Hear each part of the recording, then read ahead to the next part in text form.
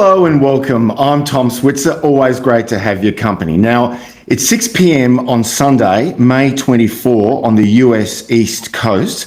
That's 2 a.m. Monday morning in Tehran.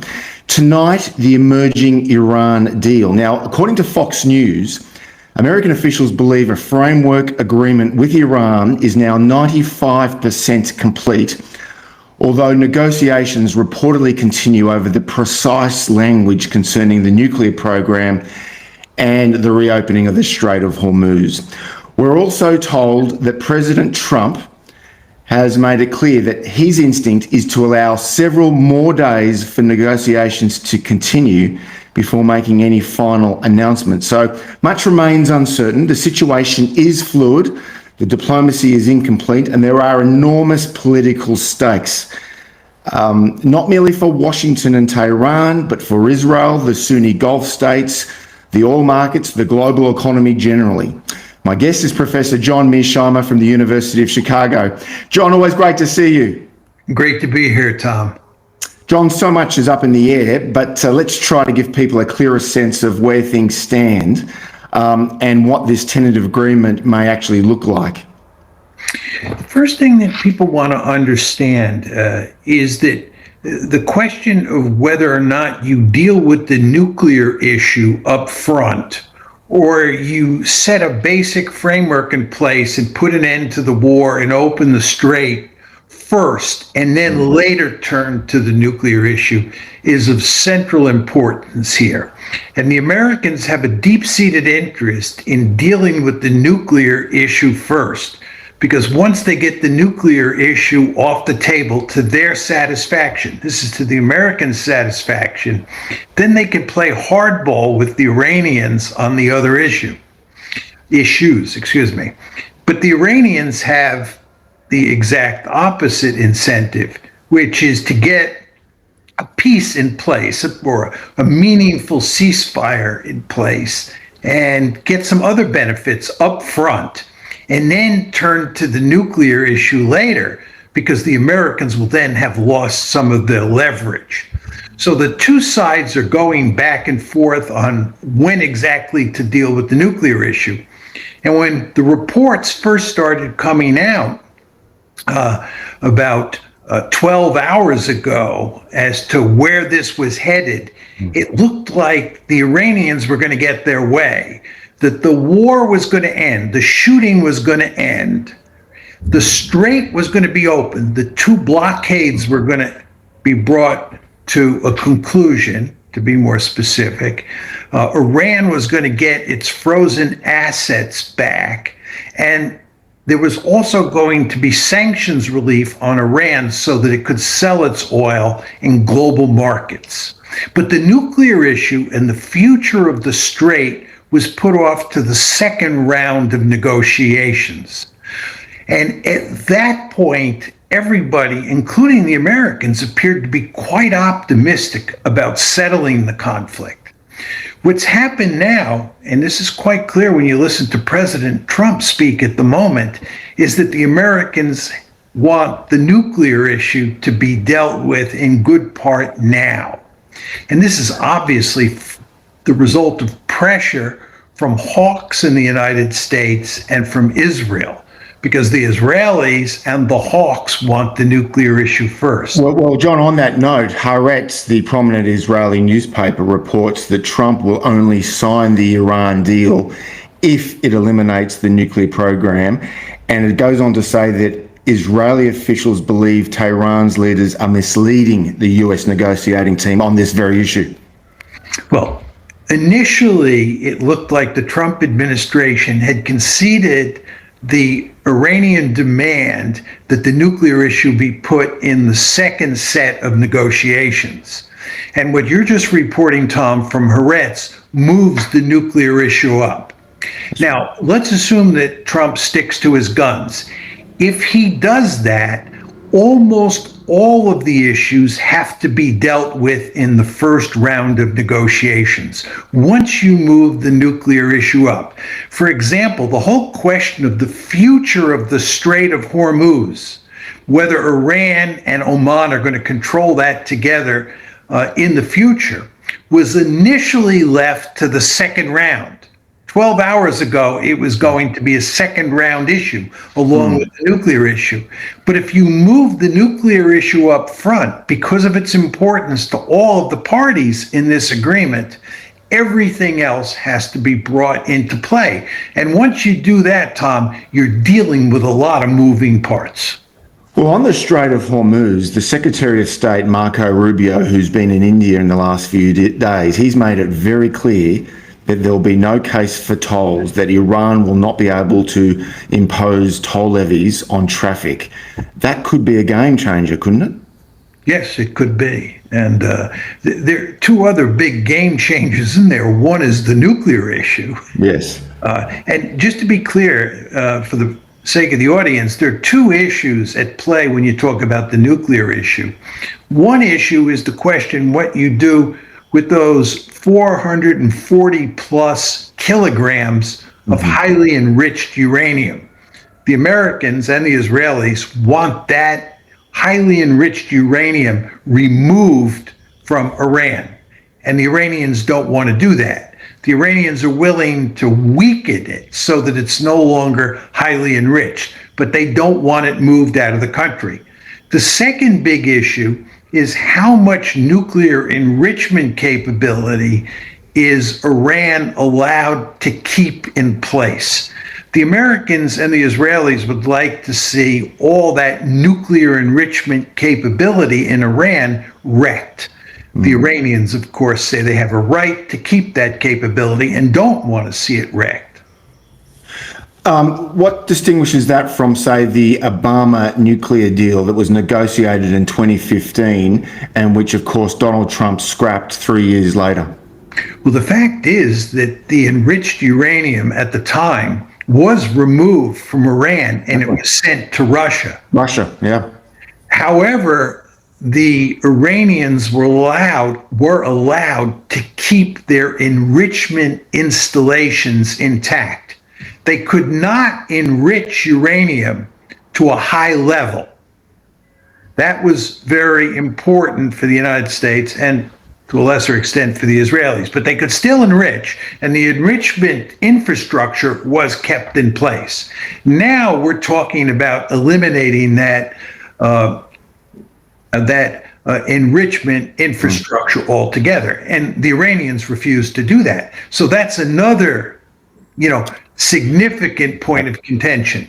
So you, Tom, brought up the issue of the Strait of Hormuz and what Marco Rubio's point is. I'm saying to you, you have a similar problem with regard to the nuclear issue, with regard to getting the material out of the country and with regard to the enrichment facilities themselves. And then the third big issue, and it is a really important issue, is Lebanon, because Iran says they want a ceasefire and then a peace agreement that means no more war in Lebanon forever, which means the Israelis can't go after Hezbollah.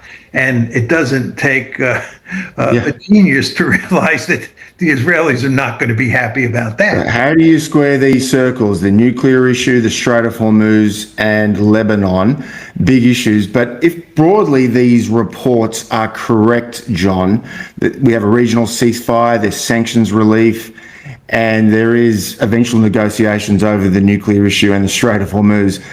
I mean, is all this a tacit acknowledgement by Trump that the costs of escalation had become unsustainable, that in effect, that there was no viable military solution here? Yes, Tom, that's absolutely correct. We could go into why there is no military solution if you would like. But before we get there, I would just point out that we meaning the United States, we really have three options here. Number one is a military attack, renewing the bombing campaign in effect. And that's just not a viable option, as you were pointing out. The second thing that we can do is we can cut a deal along the lines that we were just talking about, where we were 12 hours ago. And that will probably work. But the problem is we would be conceding defeat to Iran. Yeah. Lots of people understand that. That deal that people are talking about 12 hours ago is a deal that says, in effect, Iran won. That's option two. Yep. Option three is just to maintain the status quo, just to continue along the path that we are now moving down. And this means that we rely on the blockade instead of a bombing campaign against Iran. And the problem, Tom, there is that the international economy is increasingly feeling the pain. And lots of people are now beginning to say, and when I say lots of people, I'm talking about people who operate in the business world, economists, oil experts, and so forth are saying, and so forth and so on, are saying that if this problem is not solved by the end of July and we move into August with the strait closed, the consequences are likely to be catastrophic. So all of that is to say, even if you don't get an agreement now and you keep going on the path that we're now on with the blockade, it's going to have devastating consequences by late summer. This is why there's pressure on Trump now to shut this one down. You know, you want to ask yourself this question, Tom: why are we having this conversation tonight? What is it here in Chicago and in the morning in Australia? Why are we having this conversation? It's in large part because Trump feels compelled to try to shut it down right away, because he knows that we are heading toward the precipice economically. This is a very key point, John. So a lot of this comes down to not just military realities, as I alluded to in my earlier question, but to economic reality. So let's be clear. You've got the oil prices, the shipping disruptions, inflationary pressures, the debt markets. You've mentioned before on this program the fear of stagflation in the West. We have high inflation, high unemployment, the likes of which we haven't really seen since the 1970s. In other words, you could make the argument that it's markets now constraining American power in ways that the Washington elite still struggle to acknowledge. John? I think there's no question that you're right. I think you identified all the major problems. Yep. And many people point to inflation as the key here. Because as inflation rises, and it's almost guaranteed to rise even more than it already has, it's going to cause the Fed to increase interest rates, and that's going to slow down growth. And this is what leads to stagflation. And furthermore, as inflation begins to soar, the bond yields go up, it becomes more difficult to service the debt, and so forth and so on. So there are just all sorts of huge economic problems sitting out there that Donald Trump wants to head off at the pass, especially when you take into account that the midterm elections are coming up in November. And if we go off the precipice before then, and the Senate is dominated by Democrats and the House is dominated by Democrats, he may get impeached and this time convicted as well. So the stakes for him are enormous. So if he doesn't do the military option, which seems implausible, as we've discussed, and he does this deal where he more or less capitulates to Tehran's demands, if you like, or keeps the status quo, the reality is, John, it seems to the layperson that the regime, the Islamic Republic, will still stay in place. The nuclear program is probably going to stay in place. The ballistic missiles will stay in place. The regional proxies, you know, Hamas, Hezbollah, the Houthi rebels will still stay in place. And unlike pre-February 28, Iran has more leverage with respect to the Strait of Hormuz and all of that traffic that accounts for 20% of global oil, and gas and fertilizers. How would Trump sell any kind of deal as a victory when the likes of his own party, I think of Republican Senator Lindsey Graham, the former US Secretary of State Mike Pompeo, whom you debated in Toronto just last week, I mean, they would be outraged if Trump does any kind of deal along the lines we've really discussed. John? I think there's no question about it. He's going to be clobbered by the Israel lobby, by Israel itself, and by war hawks like Lindsey Graham and others. There's just no doubt about it. Mike Pompeo included, as you said. But this is Trump's problem. He's between a rock and a hard place. I mean, what is he going to do? Take the international economy off a cliff? Yeah. Does he really want to do that? And the answer, of course, is no. And that's why he's scrambling like crazy to try and come up with a solution. But there is no solution. And by the way, Tom, just to say a word or two about the military option, and tie that to our discussion of the economic dimension, it's very important that viewers understand that if we actually go back to the bombing campaign, that will speed up our movement toward the precipice, right? Because if we start the bombing campaign again, the Iranians have made it clear that not only are they going to keep the Persian Gulf shut, they're going to shut down the Red Sea as well. Through the Houthi rebel, yeah. Yeah, and that will be disastrous. And furthermore, they're also talking about tearing up the cables, the undersea cables that run through the Persian Gulf. And this will have disastrous economic consequences. Yeah, but we should always acknowledge the counter argument put forward by the critics, and they would say that together with the naval blockade, military escalation, would really put more pressure on the mullahs. Their economy is in dire straits, John. How would you respond to that argument? I don't see what the target sets are in an air campaign, the new target sets in an air campaign that act as a big force multiplier to the blockade. But let's assume I'm wrong, Tom, and let's assume that as a result of the bombing campaign, coupled with the blockade, we really up the pressure or the punishment campaign against Iran. The question you have to ask yourself is, what are the Iranians going to do? Do you think they're going to throw up their hands? And the answer is no, they're not going to throw up their hands. They are facing an existential threat. They're facing two countries that have genocidal intentions towards them. All you have to do is listen to President Trump talk about bombing Iran back to the Stone Age. And did it the other day, yeah. Yeah, and so they're not going to give up. They're going to fight to the death. But the other thing, Tom, you do not want to lose sight of is the Iranians think they're playing the strong hand here. Right. So they have an incentive to move slowly as its leverage grows with time. That's your line. Yes, it is. And I think if you listen to them talk, that's exactly how they talk, right?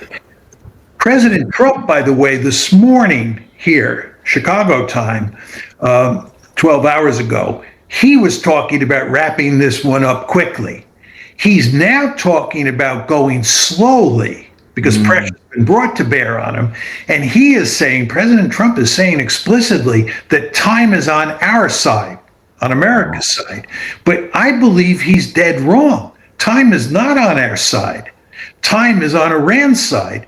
And if you're playing Iran's side, what you want to do is string this out for a bit longer and bring more pressure to bear on Trump to cut a deal. Yes, but the Israelis, presumably behind the scenes, are putting a lot of pressure on Trump to do precisely the opposite. John, I just want to run this by you. Again, this is Haaretz, and they argue that Israeli officials fear Trump is sidelining Netanyahu after a war that lasted longer and cost more politically and economically than Trump expected. Does that make sense? Of course, because there's no way that Trump can get a deal if he works with Netanyahu, because Netanyahu is adamantly opposed to a deal. Israel and the lobby will go to enormous lengths to undermine the deal. This is the problem that Trump faces. He's caught between the pressure, this truly profound pressure from the international economy on one side, and Netanyahu, Israel, and the lobby on the other side. This is perhaps a rhetorical question, but if this agreement proceeds more or less along the lines that have been leaked, would you characterize it as primarily a big strategic defeat for Israel? Oh, this is a catastrophic defeat for Israel. Yeah. Right. They because the original Israeli objective, let's just be clear for our audience, was not coexistence with a constrained Iran. It was about a permanent weakening of Iran's nuclear and regional capabilities, correct? And ballistic missile capabilities, John? Absolutely. It was similar to what we wanted to do to Russia in the Russia-Ukraine war. As you've heard me say many times, we wanted to knock Russia out of the ranks of the great powers. I think in this particular case, what the Israelis really wanted to do, they talked about regime change, and I think they would have settled for regime change. But what they really wanted was to do to Iran what's been done to Syria, which is break it into pieces, cause a serious revolution that greatly weakened the state. So what does all this mean for Netanyahu? He's presumably trapped politically, because if he openly confronts Trump, I mean, couldn't he risk alienating a lot of Israeli voters who still strongly support Trump? But if he remains quiet at the same time, he risks appearing to acquiesce in this deal that doesn't help Israel. John? Well, he's in deep trouble, because no matter what happens with Trump, he lost the war against Iran. Iran's not giving, these are the points you made before. Iran's not giving up its missiles, right? Its nuclear enrichment capability is going to remain intact. It's not giving up its support for Hamas, the Houthis, and Hezbollah. And Iran is getting all sorts of relief. So he loses in the war in Iran. The war against Hezbollah in Lebanon is going terribly, independent of the Iran issue. Tell us more about that, because that's not getting much play in the mainstream media. Israel's war with Hezbollah in Lebanon. Tell us more, John. Well, first of all, the terrain in southern Lebanon is ideally suited for the defender, and the defender in this case is Hezbollah.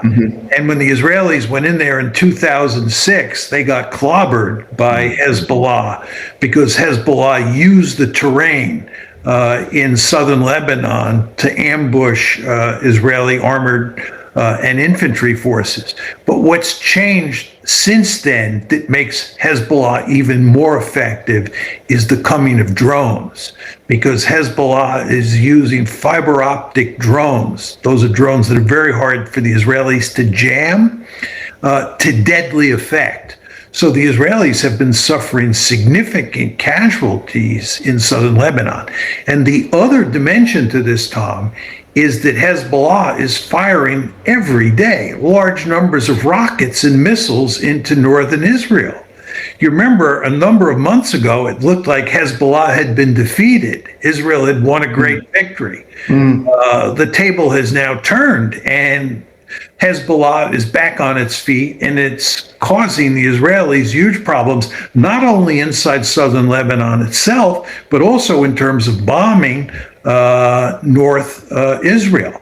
So if you look at the Lebanon war and just go to Hamas, I mean, there's no question that Hamas has been clobbered, and the Palestinians, of course, have undergone a genocide in Gaza. But the fact is that Hamas is still alive and still fighting. It would be too much to say Hamas is alive and well, but it's close to that point. So they haven't defeated Hamas, they haven't defeated Hezbollah, they haven't defeated Iran, and they've done enormous damage, this is the Israelis, to their reputation, not only around the world, but in the United States. It's quite stunning the extent to which people in the United States are now critical of Israel in ways that were unthinkable. But surely the security intelligence in Israel and Washington before February 28 knew about Iran and its proxies' ability to fight back. Tom, I think on February 27th, when Netanyahu and company and Trump and company were thinking about going to war the next day, they thought that Hezbollah had effectively been defeated. They did not know that it would come back from the dead. Point number one. And point number two, they thought that they were going to win a quick and decisive victory. They thought a shock and awe air campaign, which had decapitation at the center of it, would produce a victory. And of course, as you remember, on February 28th, they did decapitate the regime in Iran. They succeeded. And furthermore, they did launch a shock and awe campaign that was quite shocking. But the problem is it didn't work. And once that doesn't work, they're then in a long war. And then the whole question of the Strait of Hormuz being closed comes into play. You want to remember that beforehand, President Trump has said that he was warned about the Strait of Hormuz being closed. And he said, no need to worry because we're going to win the war quickly and it won't become an issue. Well, they didn't win the war quickly. It became an issue. And then to go back to Hezbollah, it came into the fight. And furthermore, Tom, there's one other very important point that I want to make. Reports have come out from the intelligence community via the Washington Post, the New York Times, that we, the United States, have suffered much greater damage to our military bases in the Persian Gulf than we realized, we in the public realized at first. But they're now telling us that our base structure really got clobbered. Now you say to yourself when you hear this, if they were deadly effective against our bases, doesn't that mean that it's highly likely that their attacks against Israel were deadly effective? Well, you remember we knew nothing, virtually nothing, about how much damage was done inside Israel during the bombing campaign because the Israelis did a brilliant job of keeping information about the consequences of the bombing from the rest of us. But we're now getting lots of information that Israel really got clobbered by those Iranian missiles, just like the American military bases in the region really got clobbered. It makes perfect sense. So you want to understand that Israel has paid a real price in terms of the damage that has been done by those Iranian missiles and drones that hit them. And that's not to mention America's allies, the Sunni Gulf allies. You think of Saudi Arabia, the UAE, Kuwait, Qatar. How are they feeling right now? Because this deal may well embolden Iran, their nemesis. What's very interesting on this point, Tom, is that virtually every one of the GCC states, the six Gulf states, including the UAE, United Arab Emirates, and Saudi Arabia, who are mortal enemies these days, all six of them begged the United States not to restart the bombing campaign for exactly the reason that you're alluding to. They understand full well that Iran has a second strike capability, and they are in the crosshairs. And the Iranians, if enormous damage is done to Iran, the Iranians will do enormous damage to those six Gulf states. And they don't want that for all the obvious reasons. John, let's conclude with where we're at. It's still uncertain, of course, how diplomatic negotiations proceed. But we should remember that the administration and the Israelis started this mission on February 28 with what's called maximalist objectives. So they wanted to cripple and destroy Iran's enrichment capability, especially following the June attacks last year. They wanted to weaken the missile infrastructure, the ballistic missile infrastructure. They wanted to roll back the regional proxies. We mentioned them before, Hamas, Hezbollah, and the Houthi rebels. And given that the regime is now likely to remain intact, and that enrichment capability, I know it's still a work in progress, but that may well be preserved, sanctions relief on the table. I mean, how do you think future historians are likely to view this episode in history? John? Well, I'll make a couple of points. One is the Council on Foreign Relations in New York, a year or two ago, commissioned some diplomatic historians, American diplomatic historians, to assess what was the greatest foreign policy blunder that the United States has ever made. This is obviously before the Iran war. And they concluded that the Iraq war in 2003, which you and I know all about, was the greatest blunder that the United States ever made. I think this decision to attack Iran on February 28th will far outdistance the Iraq 2003 war as the greatest foreign policy blunder the United States ever made. Second point I'd make in support of this is you want to remember that Robert Kagan, who is a hard-nosed and very smart neoconservative, who's an arch proponent of the 2003 Iraq war, has said that the decision to attack Iran on February 28th and involve the United States and Israel in this war was a catastrophic mistake. I think his view on how foolish this decision was is completely in line with my view and with your view. And all of this just tells you this, I think, will go down in the history books as a massive blunder.